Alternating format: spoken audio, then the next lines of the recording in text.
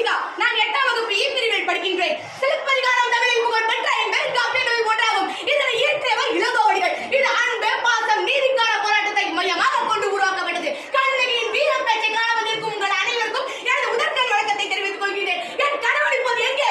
மன்னவன் தவறு செய்ய மக்கள் என் கணவனை தூட்ட அவலம் கொண்டு அழிவேனோ, மற்ற பெண்களை போல் எரியில் மூழ்கி அழிவேனோ? என் சினம் தெரியாமல் என் கணவனுடன் போய் சேர மாட்டேன். தீமை செய்த வேதனுடன் சென்று நியாயம் கேட்பேன். அரசனின் கோலும் குடையும் விட அரண்மனை வாயில் மணி கொடுப்பதை நான் காணப்போகிறேன்.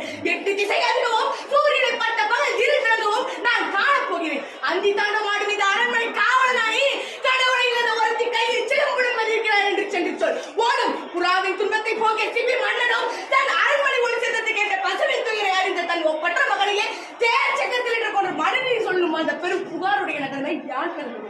என் பெயர் கண்ணகி. முத்து வளைக்கின்ற 3 கடல் சூழ்ந்திருக்கும் தென்னகத்தில் உன் முரசு கொட்டி சங்கம் வளர்த்து கொடி நிலையிலே உன் தமிழை காப்பாற்றும் வேத பரம்பரையின் பெருமை தன்னை மூழ்கியாக்க முடிந்த மன்னவனை எனது முறையீட்டை கேட்பதற்கு முன் நான் யார் என்று முழுமையாக தெரிந்து கொள்கிறேன். கண்ணகி கையில் தனிச்சலவுடன் வந்திருக்கும் கண்ணகி. நீதி வருவான் நெடுஞ்செலிய பாண்டியனை துணித்து இறைச்சுரைக்க வந்திருக்கும் கண்ணகி. பாண்டிய மன்னா, கடல் கடந்து கொடிகட்டி ஆகின்றாய். அந்த கொடிக்கம்பம் முறிந்துவிட எல்லாத்தார் இறைத்துறைக்கும் பொழுது கொடுவல் அளித்த அவசர தீர்ப்புக்கு கொலையாளை கொலையுண்ட கோவலன் மனைவி கண்ணகி நான் அறிந்தீர்கள். நீதியின் இலக்கண முறைக்கு நெடுஞ்செலிய பாண்டியனே, உனது நாட்டில் எதற்கு பெயர் நீதி? நான் வகுத்ததோ நீதி அல்ல, வல்லான் வகுத்ததே நீதி. அதனால் நான் மகனுக்கின்ற தெய்வத்தை மகளும் தருவத்தை சாவு கொடுக்க தந்துவிட்டீர்களா? எண்ணிப்பார் கொல் மண்டபத்தோட முடிவதை கலைச்சு கோயில் மண்டபத்தோடு முடிவானேன். சிந்தியுங்கள், நன்றாக சிந்தியுங்கள். குற்றச்சாட்டப்பட்டவரின் மறுப்புகளுக்கு மதிப்பு தராமல் கொலையாளியின் வாழை அவ்வளவு அவசரமாக வீச்சுகிறேன். இதற்கு பேரா நீதி? இதற்கு பேரா நியாயம்? இதற்கு பேரா அரசன்? இதற்கு பேரா அரசாக்கும் மன்னன்? என் கையில் இருப்பதே கோபுரம் தேவி செலவில்லை, கோவலன் தேவியாம் என்னுடைய செல்வம். நீ யார் நம்புவதற்கு?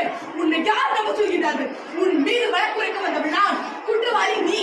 ஆம், நீ குற்றவாளி. ஆனால் தீர்ப்பளிக்கும் உரிமை உன் கையில் இல்லை. இருக்கிறார்களே அரசனின் பெரியோர்கள், இவர்களே இன்று நீதிபதிகள். இவர்கள் அளிக்கட்டும் நல்ல தீர்ப்பு. தாய்மையான அதை தீர்ப்பு கூறுங்கள், நல்ல தீர்ப்பு கூறுங்கள். கோபுரம் தேவி செலவை கோவலன் திருடினான் என்ற குற்றச்சாட்டு, அதற்காக மரண தண்டனை அது ஆராயாமல் இருக்கு தீர்ப்பு. இதற்கு மன்னன் பொறுப்பு. இது வழக்கு. வழக்கிற்கு ஆதாரமா? இதோ இந்த சிலம்பு. இதற்கு இணையான மற்றொரு சிலம்பை தான் எனது மனவாளன் விற்க வந்தான். மகாபாவிகள் கோட்டை குவித்து விட்டார்கள். தேவி எழுந்திருக்கும் சிலம்பில் ஒன்று என்று என்னுடையது. இந்த தெய்வத்துக்கு அது என்னது? 1000 கேள்விகள் என்னை கேட்கும் ஒன்று பெற்றவனாக ஆக்கிக் கொள்ள துடிக்கிறாய் அவன்.